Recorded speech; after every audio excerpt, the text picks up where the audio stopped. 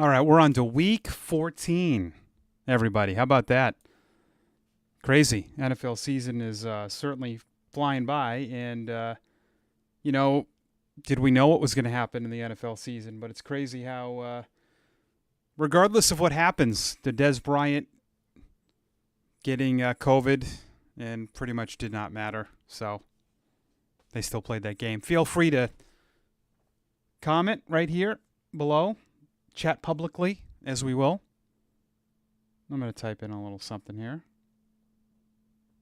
Hello, everyone. And also, happy Friday. Quick Week 13 recap. I did well in my cash games. Let's see if I can find it. I only play cash games on FanDuel. And I think I've said it before. Big reason why I do that is... Oh, boy, this is I played these nickel tournaments. The big reason I do it is I've noticed on DraftKings on the 50-50s, there's way too many duplicate lineups. Geez, I don't think I can get... Okay, well, whatever. Let's get on to Week 14. I want to tell everybody about something that I am doing as well. I am... writing for 14 personnel, and I love these guys. We got a Slack group right now, but I'm going to close that because just going to. So what I do for them is I write this buy low candidates for Week 14.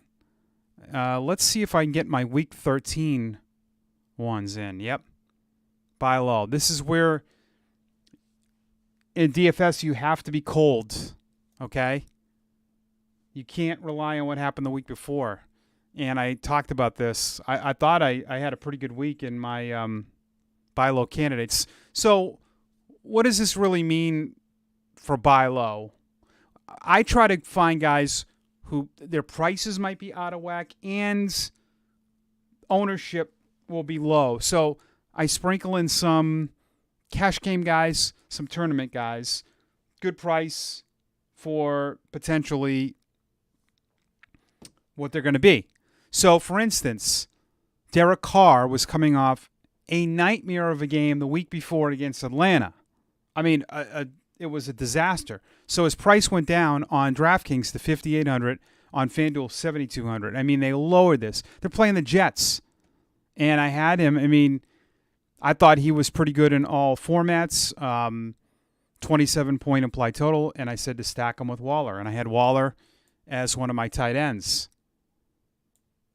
Now, $7,000 on $6,100, that's not cheap, but he was going to be under-owned. So that's why, it's kind of what the buy low here. I didn't hit, obviously, with Eckler against the Patriots. Aaron Jones had a good game. Pittman did not. Thomas was okay, and then Gesicki and Waller. I mean, I did well on those. So something that I'm enjoying doing. Week 14. Here's some of my buy low candidates. Go to 14personnel.com to check this out. Just a few tips. Deshaun Watson is $8,000 on FanDuel, which is the sixth highest salary. I think that game might be played at a slower pace. Possibility with some of his guys out, but it's Deshaun Watson, and I think at DraftKings he's a good tournament play. Maybe not a cash game, but I like him. Phillip Rivers, again, 5,900. I mean, this guy's throwing for close to 300 yards every week. They're playing the Raiders. I think that's a good tournament play. And then I put some others to consider. I like Derrick Henry this week. David Montgomery, who's on the cover of this video. He's home. It's $6,600 on FanDuel. Mispriced.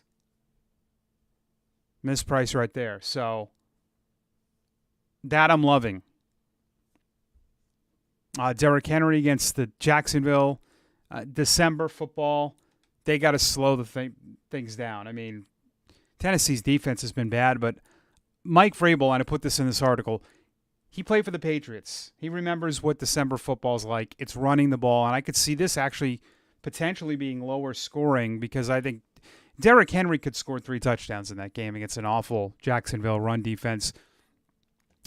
Receivers tough, but I took a shot at Chris Godwin this week because I think that with a week off and, go back to the Patriots days, Tom Brady, a week off, Vikings are giving up a lot of touchdowns. Someone has to emerge out of there, and I think Godwin has somewhat been sneaky consistent this year. His floor's not bad. He's had about 6 or 7 targets every game. He hasn't had like a one of those monster games, but he's consistent. And I have a feeling this week with Godwin, and he's got we know his ceiling in the past. Thielen on the other side of that game. And then with my tight ends, I'm going with Schultz because it's the Bengals, who are terrible against tight ends. I picked on them last week. And Hunter Henry. The Chargers offense. This is what you want in DFS, first of all. You want, in tournaments especially, cash games, doesn't matter. Cash games, play the chalk, okay? That's what you want to do. You want to plug in a Derrick Henry, a Montgomery. These are going to be chalky players. Tight end, I don't love to pay up. Henry's not a bad. If you look at, last week was bad, but look at he's pretty consistent too. Outside of the 2 targets, he's pretty up there in targets. But what is great for tournaments, I always love this when this happens, and you've got to take a shot at this. And I know daily fantasy players are getting smarter. I don't doubt that one bit. But what happened last week to the Chargers was a disaster. And I'm a Patriots fan, and I still cannot believe they couldn't score a point without the skill players. Let's go to the Chargers. They got to make – and I don't love this cancer culture we're in right now where it's we just – fire this coach, fire that coach. It's never the player's fault. It's always coaches. But, Herbert has been pretty good this year. You got him, Eckler, Allen, Mike Williams. This guy Guyton's not bad. Henry. And you can't score against the Patriots. I'm a Patriots fan. Their defense isn't that good. But these are the situations that you take advantage of. It's a late game. I think late games sometimes are good. I think, maybe people just don't like the late games. These are pretty good late games. There's a lot of them too. But I imagine, and I have to check some ownership because I've checked it somewhat. But Herbert's at 6,800 for a tournament. If you can get Herbert, where's Keenan Allen? He's still priced up a little bit, but that's going to be a low-owned stag. Julio's out. Run it back with maybe Ridley. It's expensive, but it's going to be low-owned. It really is. So these are the situations in DFS, especially in tournaments that you want. I love. It's the same last week with the Raiders. That was a perfect situation. Somewhat with this guy, but I think we kind of know. Listen, every good team, and I think Seattle's still good. I get they lost at home last week to the Giants, but are you really worried about Russell Wilson? So I don't know if that's a sneaky play. They're home against the Jets. I can't see a lot of people living off last week and going, oh, I'm off Seattle now. With the Chargers and with someone like David Carr, that's different. But, with Wilson, it's Russell Wilson. He has a chance. But maybe as bad as he was, he still had 17 fantasy points. He didn't have a ceiling game. But Herbert will have low ownership, especially where he is here. Brady and Tannehill right behind him. You're not going to have a lot of people playing him. Matt Ryan might be a good play too at 5,700. But I just, rushing upside, this is going to be a good, sneaky play this week. And you might even do this in a tournament. And run it back with, you don't have to run it back with Ridley. You don't have to run it back with anyone. But I would, if you're playing in MME, mass multi-entry, you've got to have some shares of Herbert in there. Now on FanDuel, he's the 4th highest quarterback. So that tells you where they priced him. And people are going to go up to Mahomes. And, will they go down to Kyler Murray? Maybe not. This is an interesting, look at the top 3. These guys are going to be very, I think, popular. I still think Russell Wilson. I don't think last week, again, like I said, this won't do anything. Detroit's terrible. The Jets are terrible. That's why the Giants game is not going to impact. And it's Mahomes. Mahomes the 3rd highest. But this in here, look at this. Kyler Murray against the Giants. It's going to be low ownership. You're going to get him at low ownership. Must win here for Arizona. You're going to get Herbert at low ownership. 6 points last week. People are going to be off him. Look at some of his games. All right. Watson, I think, the Chicago mystique. Chicago's not as good defensively as they were, but this stuff scares people away, and it shouldn't. Tannehill, good pivot off of Henry. Tom Brady, great play. Taysom Hill,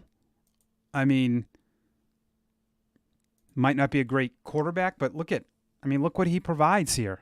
I think he's my cash game play. I think you almost have to because of this. Look at this. Even in the games he didn't start at quarterback. So, is he a great quarterback? I think he's better than people give him credit for. He hasn't played a lot. He's coming in for Drew Brees. I think he's better than Tim Tebow. Really do. And you have I don't know. People don't like him. He's a run first, but I don't love those guys either, but I don't care in fantasy. But there's some very intriguing options. But if you want to gravitate to some low ownership, there's really some low ownership guys here. Matt Ryan, I don't think Stafford will see a lot. Cousins, Tampa's good against the run. I bet they throw a lot. Carr at home. Look where Rivers is. There should be a lot of points in that game. That's a nice sneaky stack tournament game right there. So good options. I think there's a lot of good options. I want to answer some chat questions here. If you guys are still with us, CeeDee Lamb, Marvin Jones, or T.Y. Hilton. Those are good questions. I'm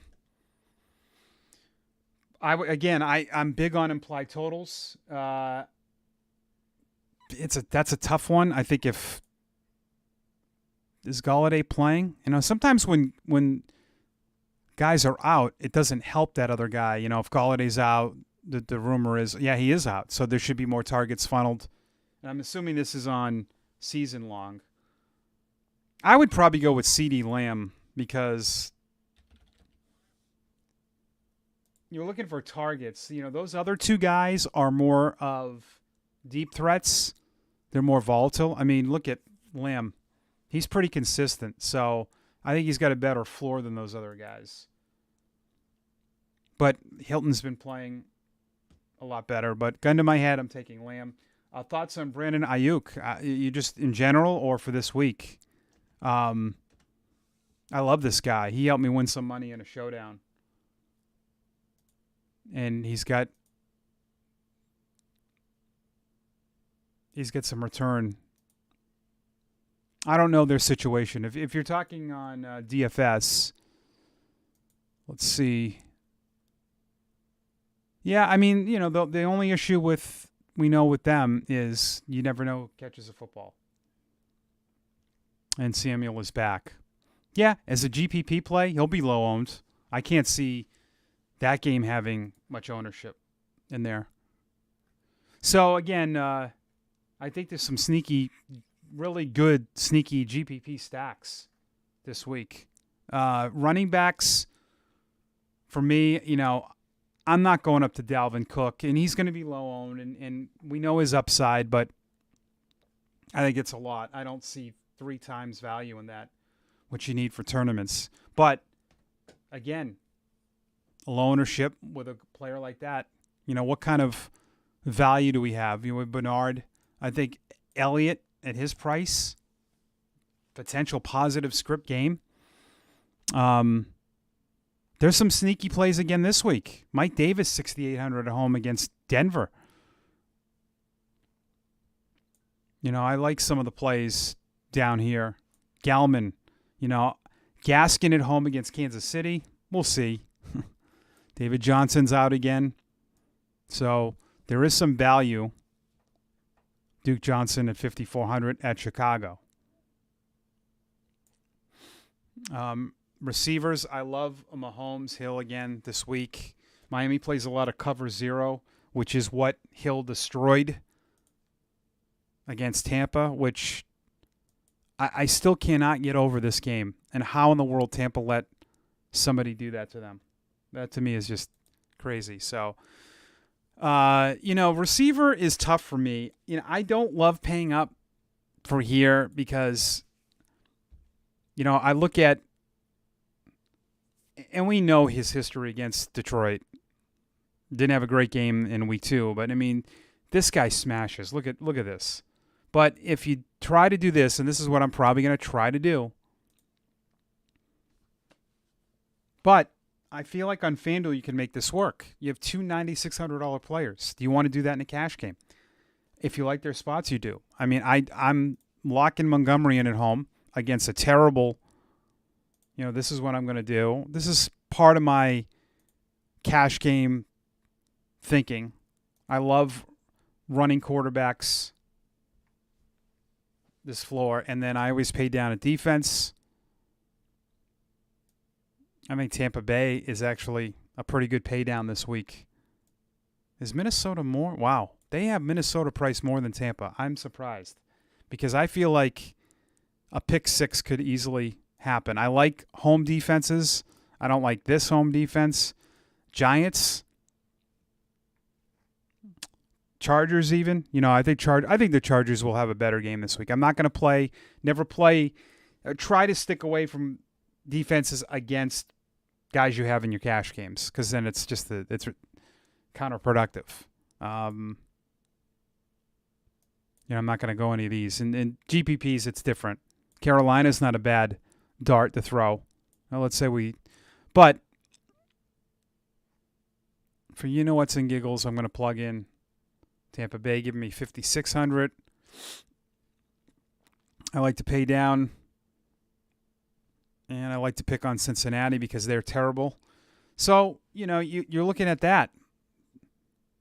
That's not a bad, to me, cash game lineup. I'm looking for guys with targets. Guys like Crowder are really good. Thielen's a really good cash game play. But, we're going to have some value here, especially in the flex. Is it a McKissick? He's more of a DraftKings play. Bernard, 5,700. But McKissick is not a bad play. Lead back. Say we plug him in. Puts us at 6,000 for two guys.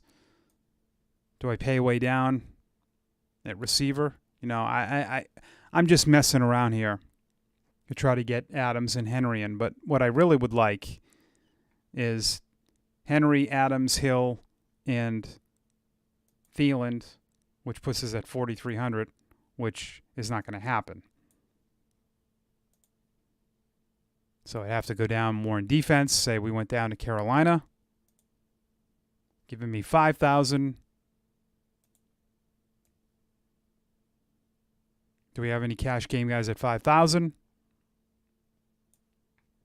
Maybe Hamler. A lot of these guys are deep threat guys.